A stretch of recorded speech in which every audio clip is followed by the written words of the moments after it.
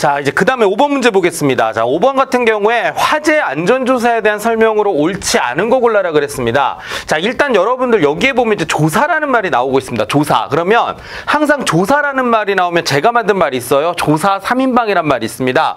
자, 조사에 해당되는 얘기는 전부 다 소방자가 들어가시는 분들이 나오면 돼요. 그래서 청장님이나 본부장님이나 소방서장이어야 되는데 제가 그냥 농담으로 이거를 조사 3인방이라고 하거든요.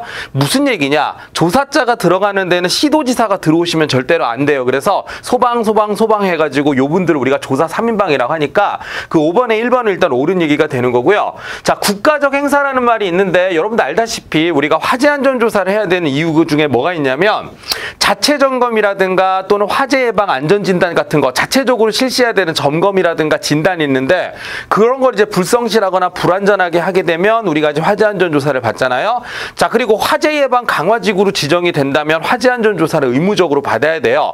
그리고 또 하나 나왔던 게 바로 국가적 행사였습니다. 갑자기 미국 대통령이 우리나라 뭐 서울에 방문을 한다 뭐 이렇게 한다면 그 대통령이 묵는 호텔 같은 곳 있잖아요. 그런 곳들은 당연히 화재 안전 조사를 받아야 되겠죠. 그래서 국가적 행사 등의 주요 행사가 개최될 장소에는 당연히 화재 안전 조사를 실시할 수가 있는 거예요. 없다라는 말은 말이 안 되죠. 이건 누가 봐도 좀 이상할 겁니다. 그래서 옳지 않은 거 골라라 하면 답은 2번이 되는 거고요.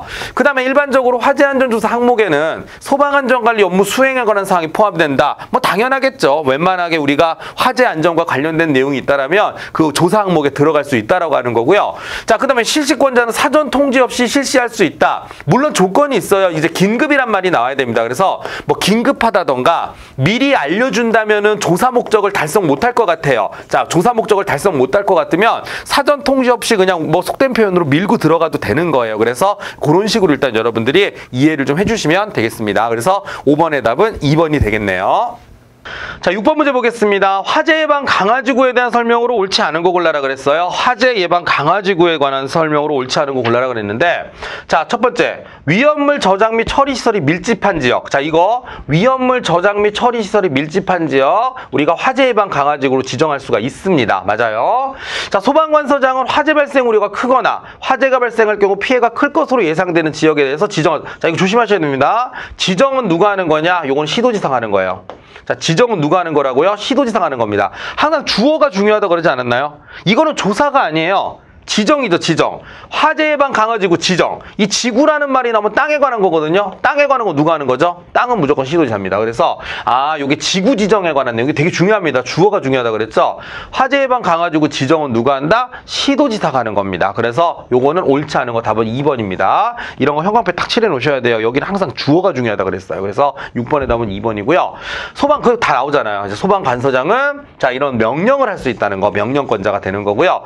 누구든지 화재 예방 강화지구에서 하면 안 되죠. 당연히 화재 예방 강화지구인데 여러분 화재 예방 강화지구로 가장 대표적인 건 시장 같은 데거든요. 시장 같은 데서 막 모닥불 피우고 흡연하고 이러면 안 돼요. 그래서 이게 6번의 답은 몇 번이다? 주어가 잘못됐으니까 2번이 되는 것입니다. 그래서 그런 식으로 우리가 체크를 해주면 되겠습니다. 뭐 그런 내용이죠.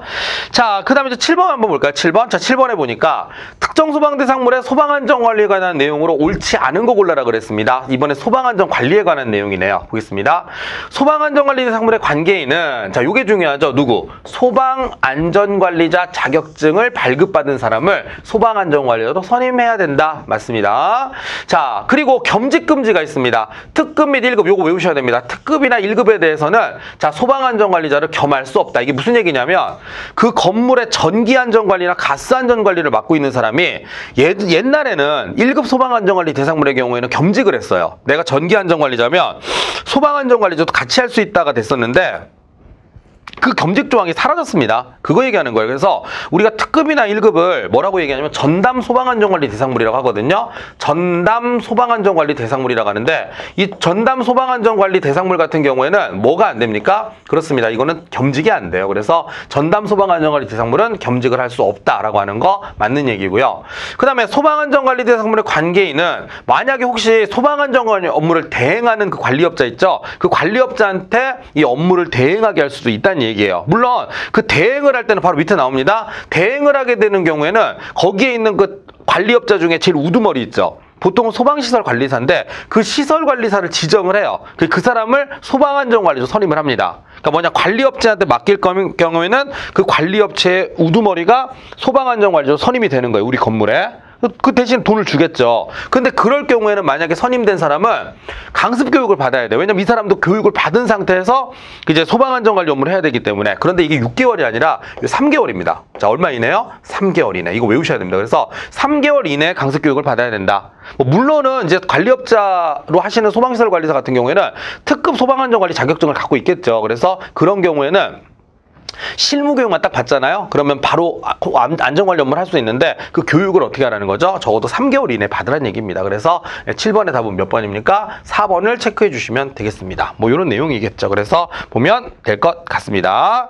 자, 그리고 나서 이제 8번 문제부터가 소방안전관리 대상물에 관한 내용인데 요거 제가 잠깐 좀 끊었다 갈게요. 왜냐하면은 요거를 제가 이제 특급하고 1급으로 나눠서 설명을 하는데 요 특급 1급이 굉장히 헷갈리다고 하는 얘기가 많아서 그냥 마구잡이로 설명을 드리는 게 아니라 그거 정리 한번 해드리고 나서 문제를 한 번에 싹 풀면서 연습을 좀 해볼게요. 그래서 시간이 좀 걸릴 것 같으니까 얼추 우리가 또 많이 풀었잖아요. 그래서 잠깐 쉬었다가 그 뒷부분 이어서 나가도록 하겠습니다. 예, 수고하셨습니다.